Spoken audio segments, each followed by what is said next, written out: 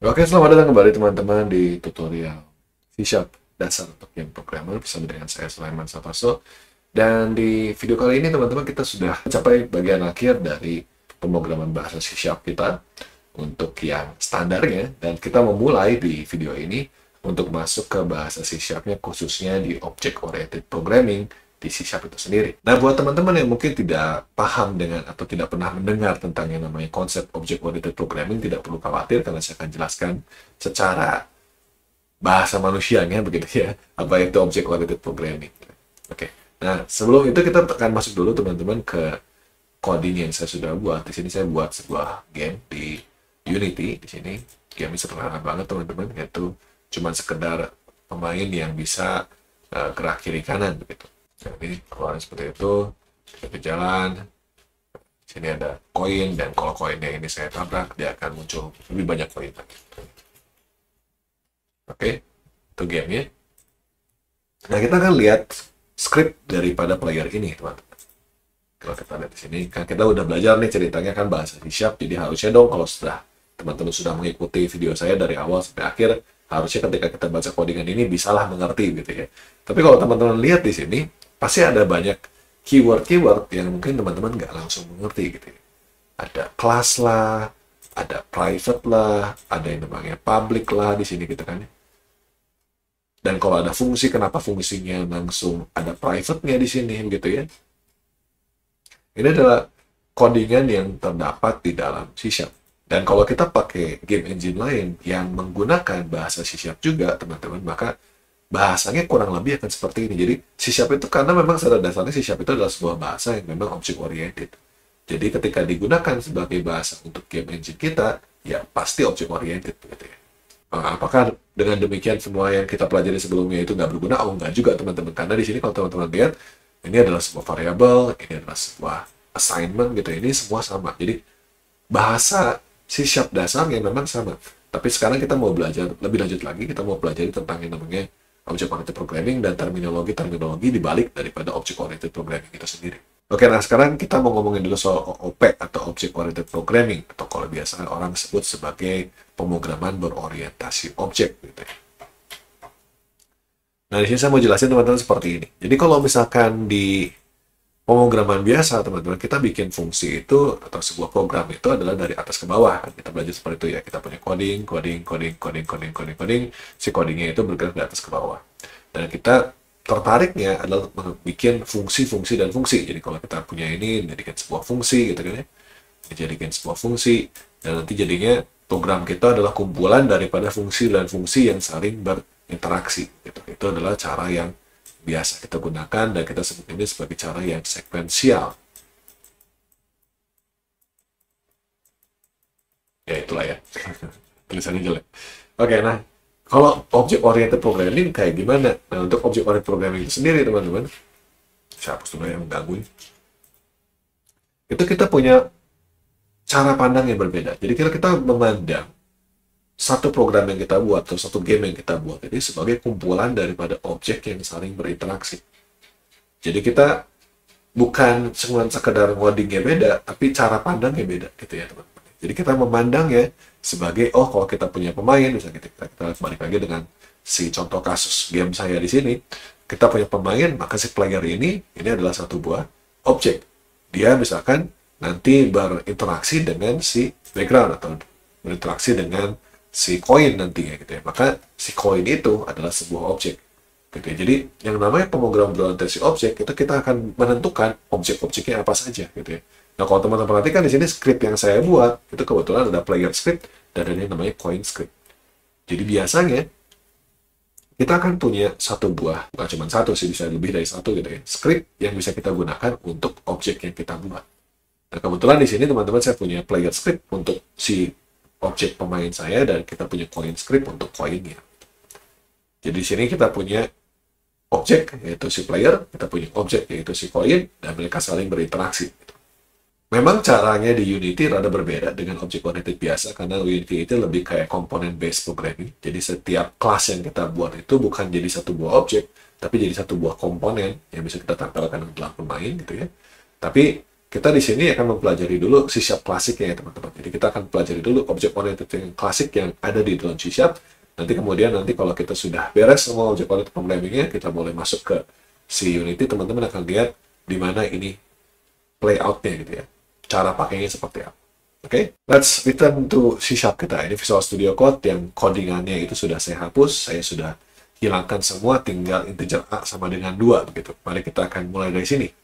Nah, kita akan bikin sebuah kelas baru, teman-teman. Jadi, di sini ada terminologi yang namanya kelas. Kita akan buat kelas, kita akan klik kanan di solution kita ini. Lalu kita mau bilang, saya mau bikin add, kemudian kita bikin new item, atau kita mau bikin kelas di sini juga langsung, boleh.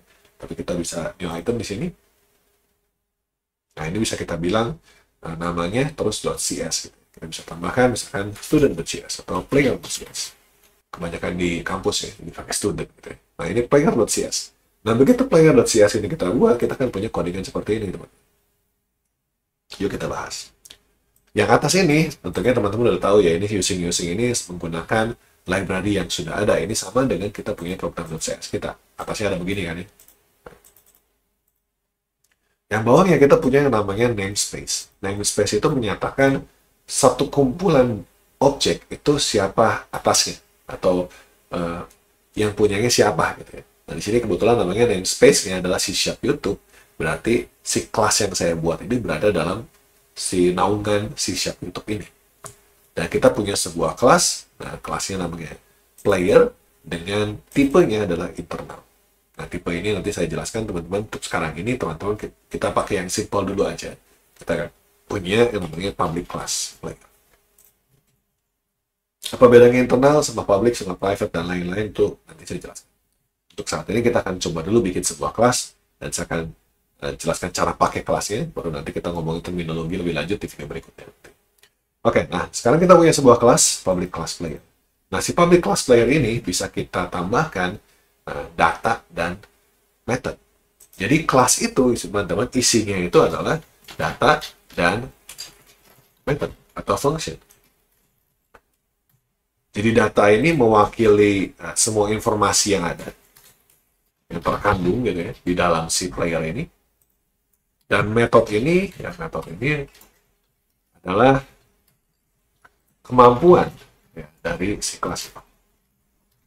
Jadi kelas ini bisa ngapain aja atau behavior-nya. Gitu ya. Jadi itu adalah yang kita punya, ada data dan ada metode. Nah, kita coba ya bikin datanya, kita coba bikin metodenya. Nah, kita akan bikin dulu satu buah data yang paling simpel. Kita akan bikin sebuah variabel namanya nama. Kita akan bikin string. Nah, si string nama ini, teman-teman bisa lihat ya, ini sama dengan pembuatan variabel biasa yang kita bikin di dalam bahasa C#. Cuman sekarang, di dalam pembuatan di dalam kelas, teman-teman kita bisa tambahkan yang namanya access modifier. Yaitu misalkan public. Nah, ini berarti kelas player saya ini punya sebuah data nama. Jadi setiap player punya data nama. Kita akan juga buat sebuah function. Kita akan bikin functionnya void aja. Voidnya bilang tulis nama. Di sini kita akan bikin console.writeLine. Lalu si namanya apa? Gitu ya. Jadi kita punya sebuah player. Playernya punya nama dan kita punya kemampuan untuk menulis nama gitu ya, si player. Ini adalah kelas sederhana yang kita sudah buat. Nah, gimana cara kita bisa menggunakan kelas ini? Yuk kita coba. Kita akan pindah dari player.cs ke program.cs kita. Lalu di sini kita akan bikin satu buah objek. Jadi ada perbedaan teman-teman antara yang namanya kelas dan yang namanya objek. Bisa jelaskan ya. Yang namanya kelas itu seperti sebuah rancangan bangunan, kayak blueprint-nya, blueprint dari sebuah bangunan. Yang namanya objek itu adalah bangunan itu sendiri. Jadi satu blueprint bisa menghasilkan banyak bangunan, gitu kan ya. Jadi yang namanya kelas itu adalah rancangannya, yang namanya objek adalah benda jadinya, gitu ya. Kurang lebih seperti itu. Kalau kita mau menggunakan sebuah kelas, kita nggak bisa gunakan langsung di dalam kelasnya. Bisa sih, tapi nanti caranya beda lagi ya. Nah, tapi di sini kita pakai adalah objeknya. Jadi kita bisa bikin banyak player dari satu buah kelas player. Caranya gimana? Pertama kita bikin dulu variabelnya. Jadi kita akan bikin dulu sebuah variabel namanya A dan namanya B. Jadi kita punya dua jenis, sorry nggak boleh A ya. Kita bikin player 1 dan player 2 ya, karena udah ada A-nya. Jadi sekarang saya punya dua buah variabel player yang belum ada isinya, yaitu P1 dan yang kedua namanya P2 gitu ya. Ini adalah si variabel kita. Nah, lalu untuk kita bisa bikin si kelasnya jadi objek, kita akan panggil yang namanya constructor. Jadi constructor itu adalah sebuah metode yang membuat kelas jadi objek gitu ya. Caranya seperti ini teman-teman. P1 kita isi dengan new player. P2 kita isi dengan new player. Seperti itu. Nah, di sini teman-teman, P1 ini kita membuat kelas player jadi objek player. P2 juga sama, kita isi dengan kelas player yang jadi objek player. Cuma di sini saya belum mengisi namanya. Jadi P1 sudah jadi player, P2 sudah jadi player, tapi kita belum bisa mengisi namanya. Nah, cara untuk kita bisa mengakses namanya, kita bisa panggil dengan menggunakan titik. Titik itu, seperti teman-teman lihat, langsung bisa muncul semua yang ada di dalam si player. Oh, by the way, si fungsinya belum keluar ya, nanti kita omongin ya. Jadi kita akan pilih nama, kita isi namanya misalkan cloud. P2.nama misalkan kita isi dengan Eric.